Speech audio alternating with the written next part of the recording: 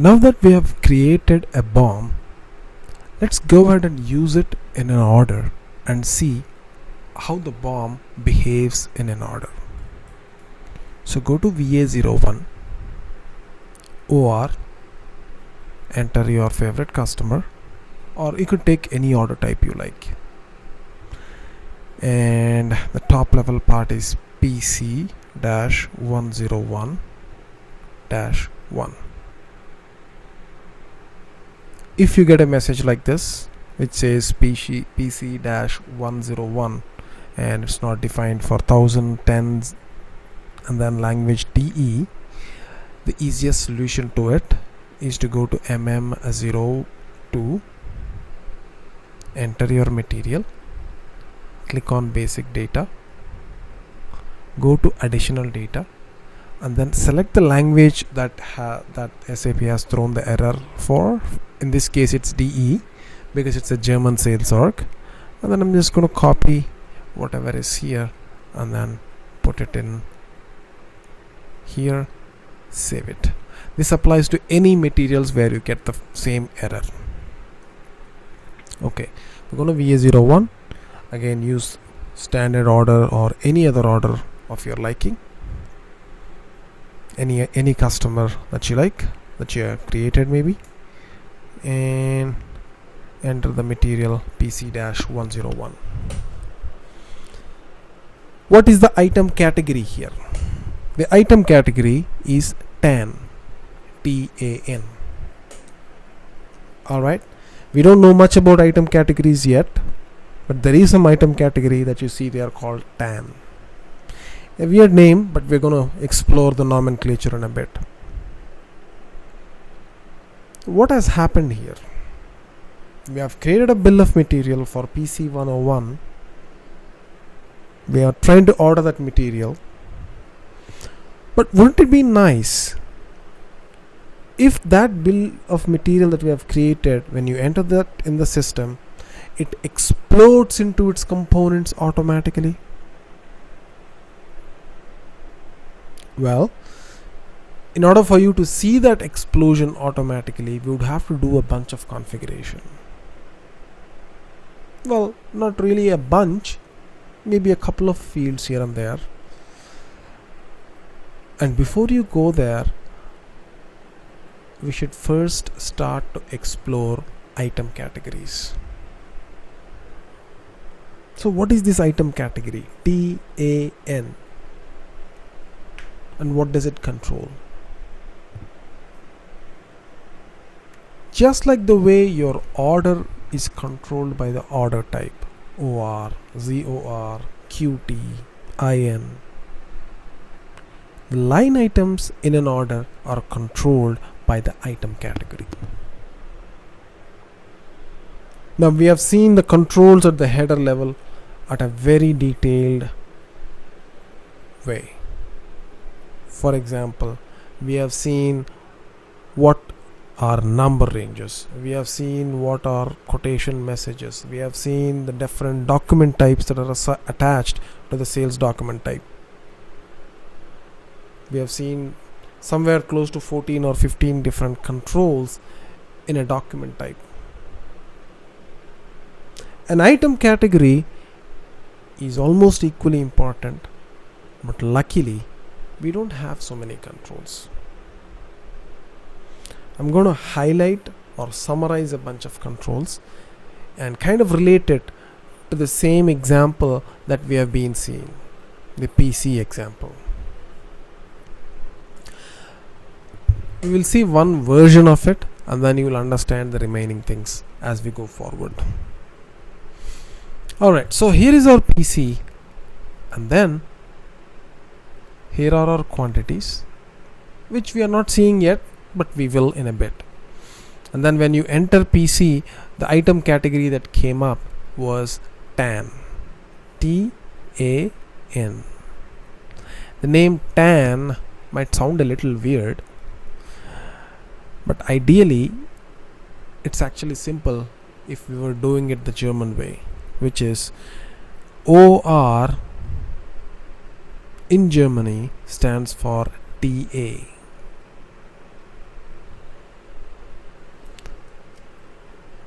OR in Germany stands for TA, and then they have just added a N to it at the end. Like if you do a VAO1 TA, that's still a standard order.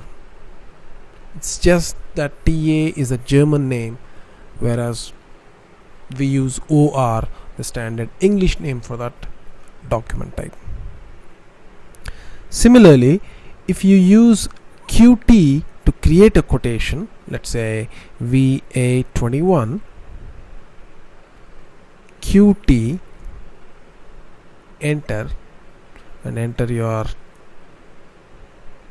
customer, enter a material, say PC 101 quantity 1. What is the item category here? AGN. So why is AGN coming up as opposed to say QTN? Well, you've guessed it already. QT is the English equivalent for the document type AG. So you could as well type in AG here and then start doing your regular quotation. So that's the nomenclature behind QT, AG, and the respective item categories, say TAN or AGN. Alright, so we have TAN as the item category, and TAN or AGN, all of them have a bunch of controls behind them. What are the important controls behind an item category? And in order to understand that, we have to go to SPRO. So go to SPRO, IMG, Sales and Distribution, Sales, Sales Documents, Sales Document Item, and click on Define Item Categories. So here are our different item categories, and you can just go to Position and select TAN, AGN, or whatever item category you like, and go into the controls behind it by clicking on that magnifying glass. Alright, what are some of the important controls here? So let me just quickly go here and then try to capture a screenshot.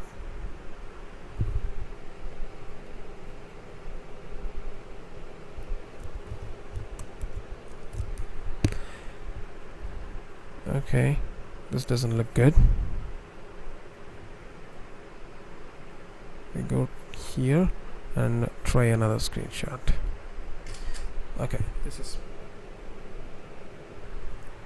much better.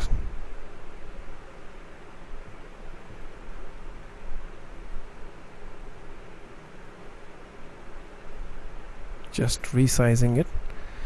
Okay, we have a screenshot of the item category. I'm going to quickly highlight the important fields here. Schedule lines allowed. 1. Item relevant for delivery. 2.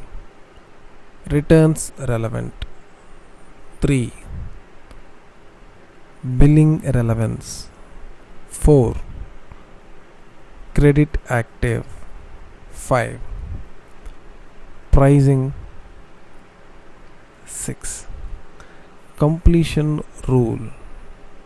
7. Special stock. 8. Billing block and billing plan. Let me call this as 9. And structural scope. 10. Along with application. Delivery group. 11.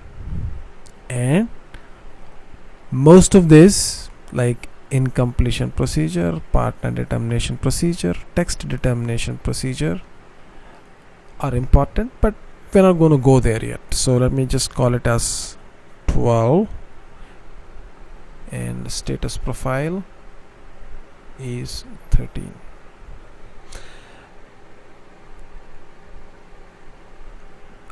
Now I'll highlight what is important at this point. Let me change the color to, I don't know how to change colors, but anyway, let me highlight some of the sections by going to the previous screen, and here we go. This is 1, billing relevance. Okay, so 1 is billing relevance. So let's go step by step. Some items are relevant for billing and some items are not.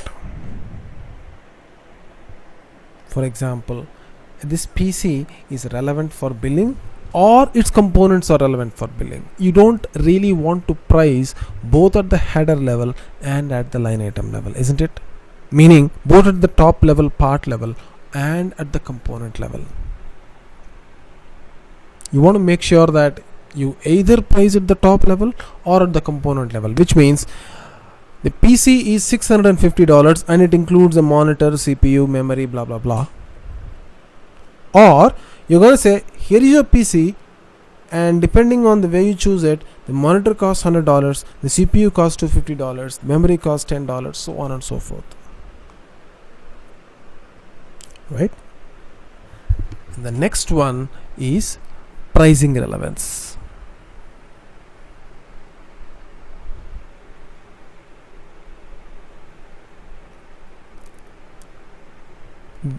Very similar to what we have discussed. You can price either at the header level or at the top level or at the component level.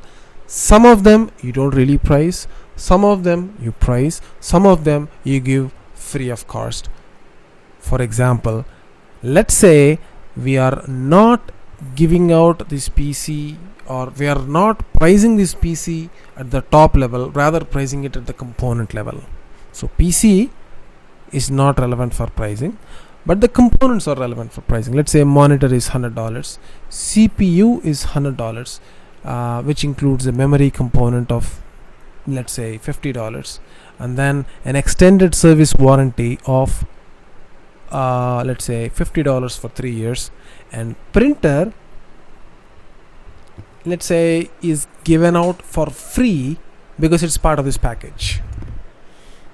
You must have seen this already in Dell. So you buy this printer, you buy this PC, you configure it in such a way that if it exceeds a certain amount or under certain conditions, your printer is given out for free. Or even as part of a regular package, the printer is given out for free for all the materials that belong to a certain category, let's say PCs. When you're giving out for free, it definitely is still relevant for pricing. Only thing is, it's given at 100% discount.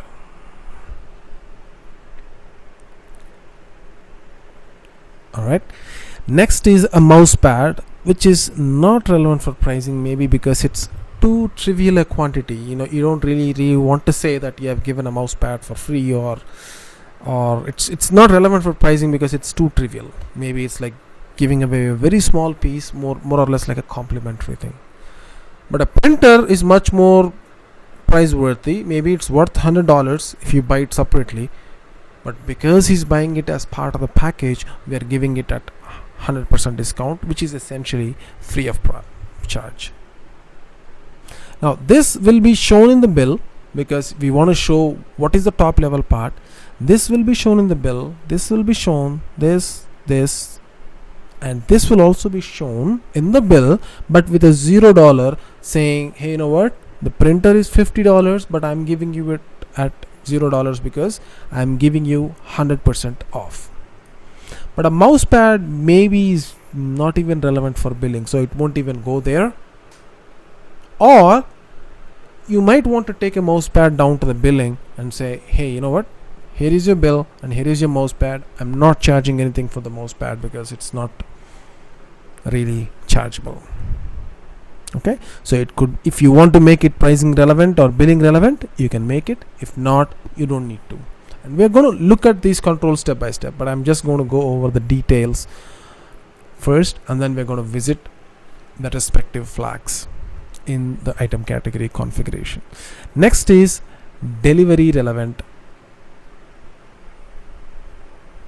and schedule line relevant. These things are very much interrelated. The same material PC 101 could be schedule line relevant in an order and schedule line relevant in a quotation, but in an order PC is delivery relevant, whereas in a quotation this is not delivery relevant. A very subtle change. An item can be made delivery relevant or not at the item category level, similar to the way an item can be made schedule line relevant or not at the item category level. When would you want to make anything or any item delivery relevant or schedule line relevant depends on the nature of the product and on the nature of the business process. Sometimes you make some products delivery relevant. Sometimes you make some products schedule line relevant. Most of the time when you have schedule line relevance, you mostly will have delivery relevance, with some exceptions like the quotation example that we have seen. Keep going. Is this schedule line relevant? Yes. Yes. Yes. Is this schedule line relevant? Well, it's an extended service warranty. It's a service item. Why do we need schedule lines for that? Not necessary. Same thing here. It's not even relevant for delivery. Printer, although it's given 100% for free, it is relevant for delivery and it is relevant for schedule lines. And same thing with a mouse pad. Okay, remember, you cannot do a delivery unless you have schedule lines. But if you have schedule lines, that does not mean that you have to do delivery. And that is controlled by the delivery relevant flag. So we have seen 4 different properties: billing relevance, pricing relevance, delivery relevance, schedule line relevance. Now, as you can see, there are more properties as I've highlighted here, like weight relevant, credit active, special stock, completion rule, billing blocks, and so on. And like I said, not all of them are important at this point. We can slowly go step by step as we explore the other business processes and concepts. But as of now, if you understand these 4 different properties that we have discussed, along with the 5th one which we are going to see, which is the structural scope, that should be good enough for item categories. So let's look into the structural scope, which talks about the bill of material. Now TAN does not have anything here, it's blank, and that's the reason why if you go inside the document type, you'll see that. Let me just log in again. Looks like I have timed out.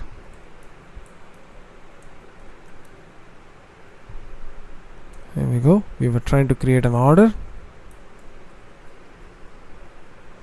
OR 1000 10 00 1000. Okay, and then we have PC 101 quantity 1. The item category is TAN, and TAN, if you look at the properties of TAN, go to SPRO, IMG, Sales and Distribution, Sales documents, Sales document item, define item categories. Go to TAN, select it, click on the magnifying glass, and in the structural scope both these fields are blank. Now I'm going to talk to you about a couple of item categories, especially TAP and TAQ, which have the structural scope and application set to A or B, and I'll tell you how it's going to make your items come alive with its components. But before we go there, I need to tell you something about item category group. What is an item category group? If you go to your material master MM03 or MM02, select PC 101 and then select the sales org 2 view. Remember, sales org 2 view. Click OK, enter your plant and sales org distribution channel. Here we have the sales item category group. Forget about this is not important, but this is the one that is important. Okay, there is this subtle difference that you got to keep in your mind. Item category group. So we have item category group of norm for this material. Just for a bit, I'm going to change it to ERLA, or you can change it to LUMF. Okay, ERLA or LUMF. Let's change it to LUMF for now and save it. Right, and then go back to VA01 and enter your material, then type in PC 101 quantity 1. Oops, what happened? Okay, I don't know why the plant is not coming up. Let me put the plant here, and ooh, why aren't they being copied?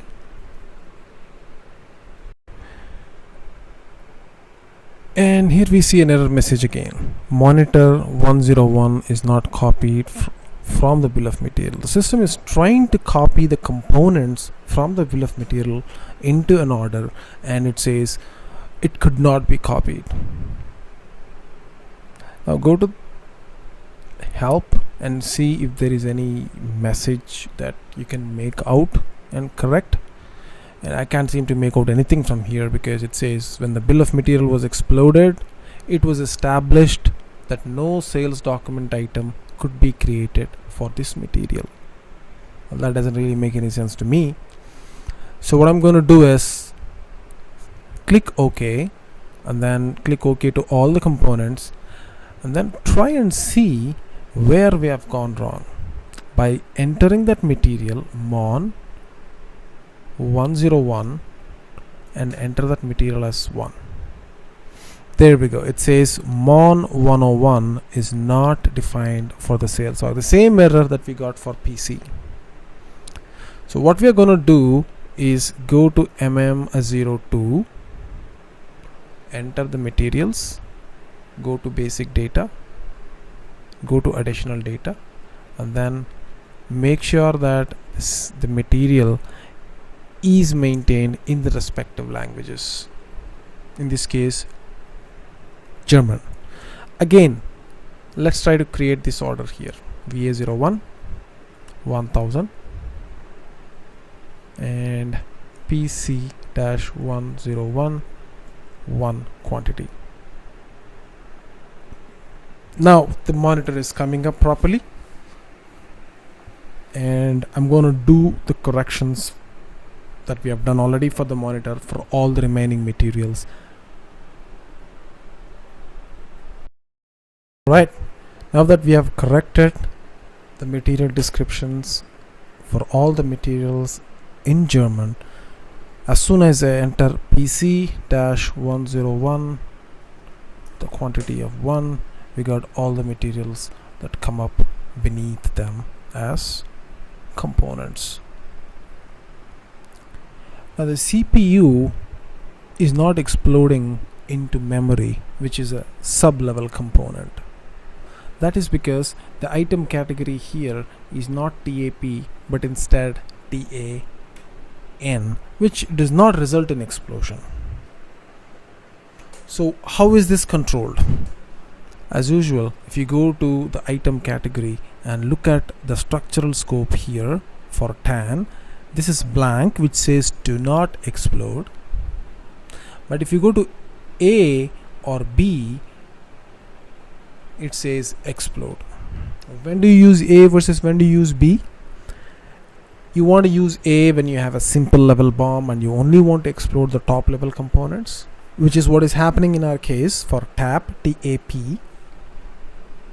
So go back and check TAP, select it, click OK, and I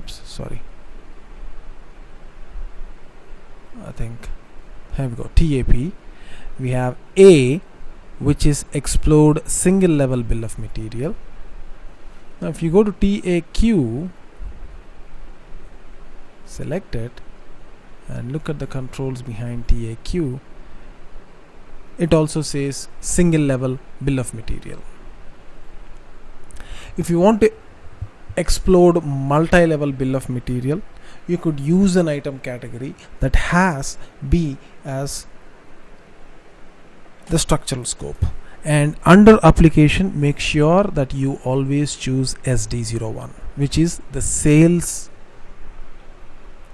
view or the bill of material. Probably by now you remember that these are all the different views that you had when you created the bill of material. Okay, so first is the structural scope, second is the application. Alright, so we have two different item categories, TAP and TAQ, and TAN, of course the initial one that we started out with. So in total we have seen three different item categories. In some cases of our order, TAP is determined, and in some cases TAN is determined, some cases TAD is determined, and we are not entering them manually, but they are automatically picked up. So what really is causing this?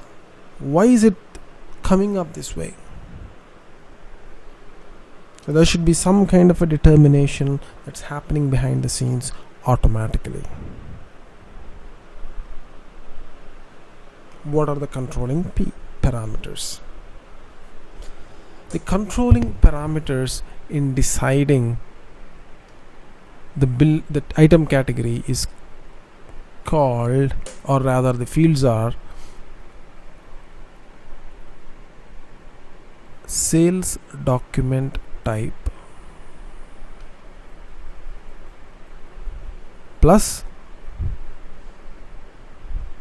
item category group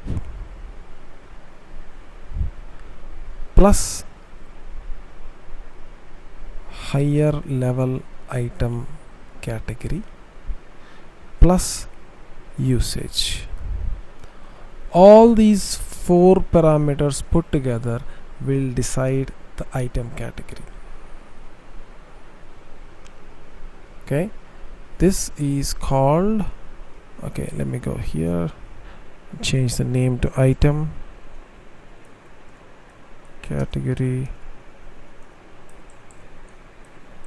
determination.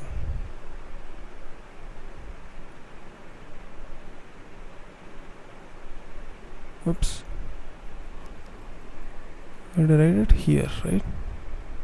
I think I named the wrong one. That's fine. So here is item category determination. Sales document type plus item category group plus higher level item category plus usage. These four parameters determine the item category. Now usage is something that is very rarely used, so we are not gonna worry about it at this point because it's not really very configurable. It's mostly something that you can change in user exits or somewhere in the coding. So we're not going, and it's very rarely used as well. So you really don't have to worry about usage. You can always claim that you have never used it. No worries.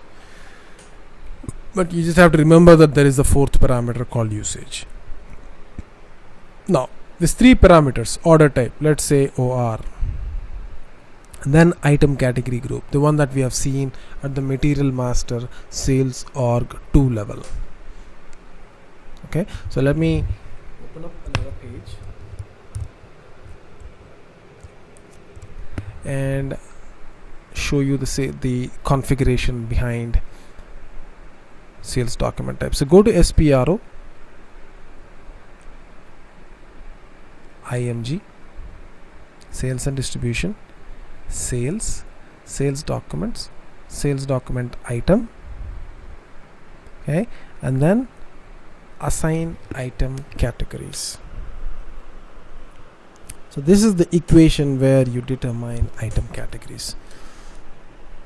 Go to assign item categories, or I can take a screenshot here so that you can. This is all under SPRO. Go to assign item categories, or the transaction for it is VO for orange V4. You can either do that or go to this menu path, and here we have the determination of item categories. In our case, OR item category group of LUMF or norm or whatever. Then we have TAP, the first piece of configuration.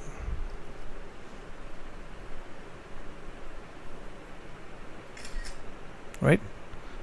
First piece of configuration is this for the first line item. For the first line item as shown here.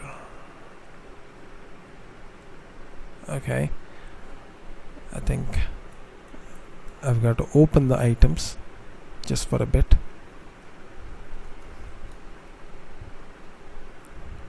PC-101-1, and then here we go.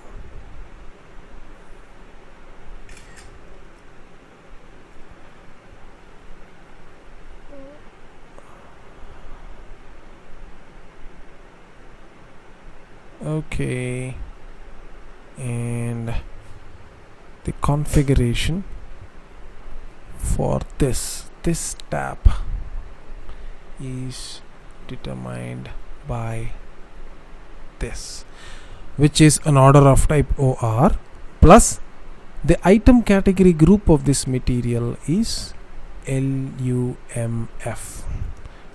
Where do you see the item category group? Go to the material master sales org 2 view, and then you can see the item category group of that material there. Right, you can see the item category group of the material in the material master in MM01, 02, 03. This item category group is coming for the material from the material master group. So a property, one of the property comes from the document type, the second property comes from the material, and it's called the item category group, and the third property is the higher level item, which we don't have anything in this case. So let's open something, a new sheet, and then see how this works. Now we know that for line item 10 this is what has happened. So what about line item 20? For line item 20, look at this little column over here. I'm going to drag this guy here so that you can understand what is a higher level item. Okay, so here we go, higher level item. Look at this. Oops. This field is called the higher level item. That means that these are all components of the higher level item 10. So 10 over here refers to this 10. So in this case, the equation goes something like this: order type OR plus item category group for MON 101 is norm. How do I know that? I go to the material master, the line item, or you can go to the material master directly. But another easy way to go to the material master right from the sales order is to highlight that material and hit F8 and go to sales org 2 view, and you'll see that the item category group in this case is norm.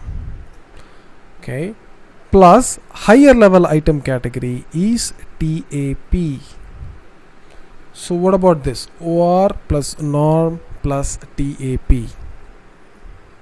So let's go here, click on position and type in OR plus norm plus higher level item is TAP. The equation says that the resulting item category should be TAN. Right? Now paste that here. Here we go. Because of this little equation, we got the item category for this line item 11 monitor is TAN. So similarly, we can decide the line items, or rather make sure that we understand how the line items have been determined based on that little equation of ours called the item category determination, which essentially consists of 3 parameters: document type, item category group, higher level item. Now higher level item is not always mandatory, but at least the first 2 fields are mandatory: document type, item category group. If you know these 2 parameters at the line item level, you can determine the item category. And we have seen that the item category controls a whole bunch of properties at the item level, like delivery relevance, schedule line relevance, billing relevance, pricing relevance, returns relevance, credit relevant, completion rule, so on and so forth. But we have only seen 4 or 5 different fields. The fields being billing relevance, delivery relevance, schedule line relevant, pricing relevance, and structural scope, which decides how the bill of material should explode.